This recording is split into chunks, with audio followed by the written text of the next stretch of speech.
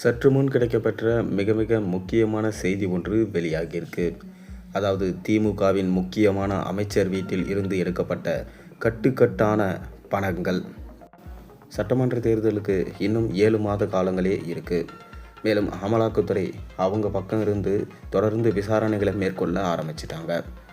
தொடர் கண்காணிப்பில் அனைத்து அமைச்சர்களும் இருக்காங்க. கிட்டத்தட்ட திமுகவில் 15 அமைச்சர்களுக்கு மேலே அவர்களோட கண்காணிப்பு வளையத்துக்குள்ளே இருக்காங்க.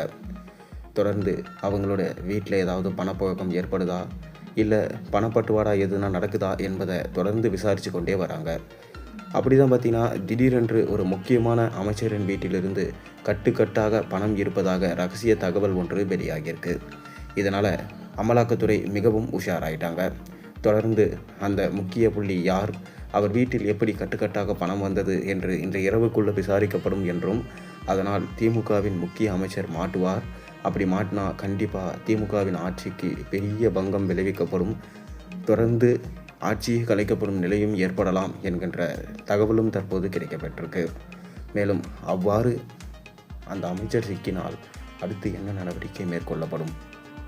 அவரின் பதவி காலியாகும். தொடர்ந்து அவரை கைது செய்வார்கள். அவர் வீட்டில் உள்ள முக்கியமான நபர்களையும் கைது செய்வார்கள்.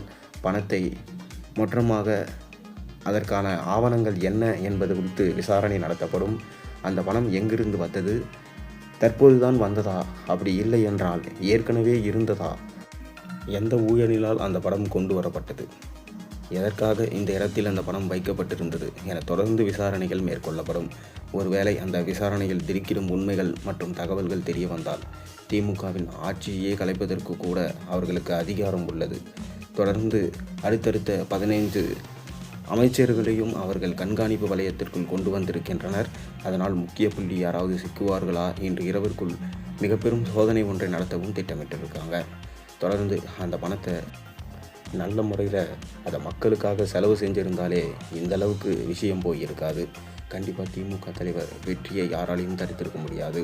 ஆனால் அவங்க அதை பதுக்குனது மற்றும் மக்களுக்காக செலவு செய்யாமல் மக்களுடைய விஷயத்தில் மக்களை ஏமாத்தினது, இது போன்ற விஷயத்தால் தான் திமுகவுக்கு தொடர்ந்து இந்த போல் அடிகள் விழுந்து கொண்டே இருக்குது.